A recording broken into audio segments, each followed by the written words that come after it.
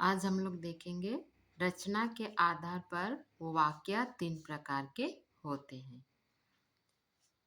रचना मतलब बनावट है ना, उसके अनुसार हम लोग देखेंगे तो वाक्य 3 प्रकार के होते हैं।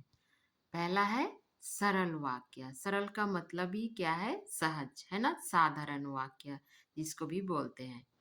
संयुक्त वाक्य, संयुक्त यहाँ टाइपिंग में थोड़ा मिस्टेक हो गया है, सा अनुसार या उ का ता हो गया है ना, संयुक्त है। संयुक्त वाक्य यहाँ मैं लिख दी हूँ संयुक्त, संयुक्त वाक्य। तीसरा है मिश्र वाक्य या मिश्रित वाक्य। तो वाक्य 3 प्रकार के होते हैं रचना के आधार पर। पहला है सरल वाक्य या साधारण वाक्य, दूसरा है संयुक्त वाक्य, तीसरा है मिश्र वाक्य या मिश्रित वाक्य। अभी हम लोग उसका परिभाषा देखेंगे। सरल वाक्य वे वाक्य जिनमें एक ही विधेय एक ही क्रिया होती है। हम लोग पिछले क्लास में देख चुके हैं क्या उद्देश्य है, क्या विधेय है, उसको हम लोग देख चुके हैं। तो क्या है विधेय? मतलब उद्देश्य के बारे में जो कुछ बोला जाता है।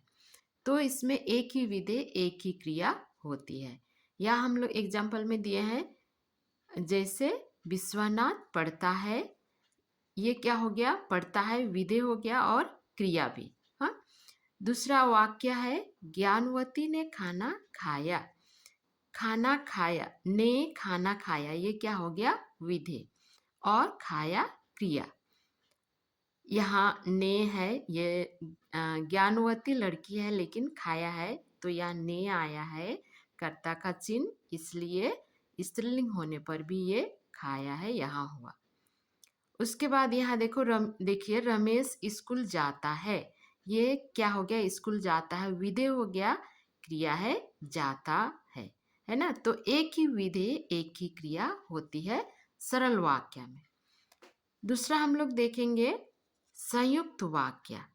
संयुक्त वाक्य वे वाक्य जिनमें दो या दो से अधिक सरल वाक्य समुच्चय बोधक अव्ययों या योजक से जुड़े होते हैं।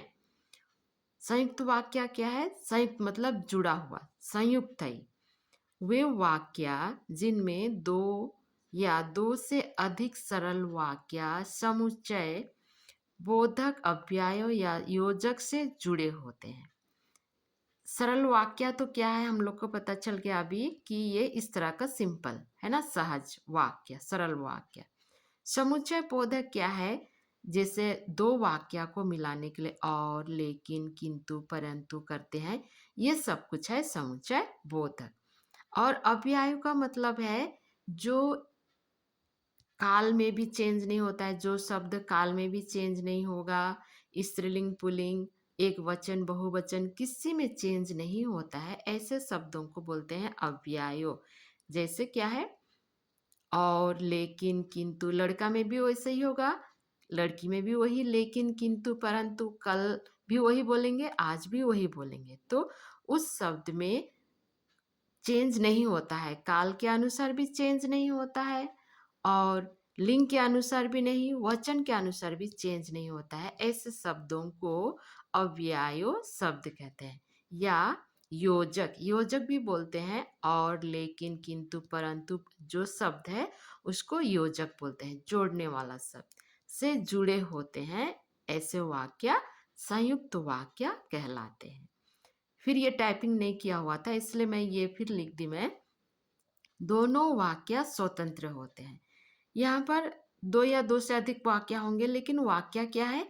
सब स्वतंत्र होते हैं, एक दूसरे से बंधे नहीं रहते हैं। जैसे यहाँ है, जैसे सुधीर सुबह गया और दोपहर को लौट आया। तो सुबह गया सिर्फ हम लोग बोलेंगे सुधीर सुबह गया, इतना बोलेंगे तब भी हम लोग को मीनिंग समझ में आ रहा है। और दूसरा है दोपहर को लौट आया, सिर्फ हम लोग इतना बोलेंगे फिर भी मीनिंग समझ में आ रहा है। ये दोनों वाक्य एक दूसरे से स्वतंत्र है। अगर हम लोग सिर्फ इसको बोलेंगे, ये नहीं बोलेंगे तब भी ठीक है, सिर्फ इसको बोलेंगे इसको नहीं बोलेंगे तब भी ठीक है। दूसरा वाक्य है वह बाजार गया और फल लेकर आया। यहाँ भी दो वाक्य है और दोनों वाक्य और योजक से जुड़ा हुआ है, समुच्चय बोधक से जुड़ा हुआ है। ये पहला वाक्य भी स्वतंत्र है, ये भी स्वतंत्र है, दोनों वाक्य स्वतंत्र है। सिर्फ हम लोग बोलेंगे वह बाजार गया तब भी समझ में आएगा, फल लेकर आया तब भी समझ में आएगा। फिर तीसरा है वह धनी है लेकिन खुश नहीं है। यहाँ दोनों को कौन जोड़ दिया? लेकिन, है ना। दोनों को योजक योजक शब्द है ये, समुच्चय बोधक, है ना। ये अव्यय या योजक, ये है पहला वाक्य में और दूसरा में भी और ये तीसरा में लेकिन। तो इस तरह से दोनों वाक्य स्वतंत्र होते हैं और दोनों वाक्य को योजक से जुड़े हुए होते हैं। तीसरा हम लोग देखेंगे मिश्रित वाक्य। मिश्रित वाक्य हम लोग देखेंगे। तीसरा मिश्र वाक्य या मिश्रित वाक्य, वे वाक्य जिनमें एक प्रधान वाक्य होता है, वे वाक्य जिनमें एक प्रधान वाक्य होता है और अन्य वाक्य उस पर आश्रित होते हैं। दूसरा जो वाक्य होता है क्या होता है? उन पर आश्रित होते हैं, डिपेंड होते हैं उन पर। और दोनों वाक्य स्वतंत्र नहीं होते। जितना भी वाक्य होंगे यहाँ पर, दो या दो से अधिक वाक्य होंगे, कोई स्वतंत्र नहीं होते हैं, सब एक दूसरे से जुड़े हुए होते हैं। संयुक्त वाक्य में क्या था? दोनों वाक्य स्वतंत्र था, यहाँ पर स्वतंत्र नहीं होंगे। यहाँ हम लोग उदाहरण में देखेंगे, सर ने कहा कि कल स्कूल छुट्टी है।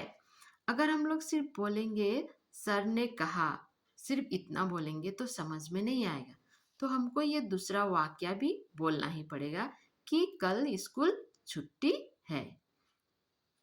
स्कूल छुट्टी है बोल के हमको बोलना पड़ेगा। यहाँ इस तरह का है, स्कूल छुट्टी है बोलना पड़ेगा। दूसरा वाक्य है, बाहर जो लड़का खड़ा है वे मेरे पिताजी, सॉरी यहाँ वाक्य कुछ अलग होना था। बाहर जो आदमी खड़े हैं, है ना, जब पिताजी हैं तो हम लोगों को रेस्पेक्ट देना पड़ेगा। बाहर जो आदमी खड़े हैं, आदमी यहाँ होगा, आदमी खड़े हैं वे मेरे पिताजी हैं। तो ये भी क्या, अगर हम लोग सिर्फ बोलेंगे बाहर जो आदमी खड़े हैं, सिर्फ इतना बोलेंगे तो समझ में नहीं आएगा, हम लोगों को दूसरा सेंटेंस बोलना ही पड़ेगा, वे मेरे पिताजी हैं। तो इस तरह से ये प्रधान वाक्य है, मेरे पिताजी प्रधान वाक्य है, कल स्कूल छुट्टी है ये प्रधान वाक्य है। ये प्रधान वाक्य क्या, ये अन्य वाक्य पर क्या हो जाता है? आश्रित। और देखिए, तुम उस मोती को कैसे भूल जाती हो जो मेरे समुद्र में पाया जाता है। ये भी सिर्फ हम लोग बोलेंगे तुम उस मोती को कैसे भूल जाती हो, सिर्फ इतना बोलेंगे तो समझ में नहीं आएगा, हम लोगों को दूसरा वाक्य बोलना पड़ेगा, जो मेरे समुद्र में पाया जाता है। ये दूसरा वाक्य हमें बोलना पड़ेगा, तब ये वाक्य समझ में आएगा। तो इस तरह से वाक्य स्वतंत्र नहीं होता है मिश्रित वाक्य में। तो अभी हम लोग देख चुके यहाँ पर रचना के आधार पर 3 प्रकार के होते हैं वाक्य, सरल वाक्य, संयुक्त वाक्य, मिश्र वाक्य। तो उनका परिभाषा भी हम लोग देखें। आज हम लोग इतना ही देखेंगे, दूसरा दिन फिर से आगे देखेंगे।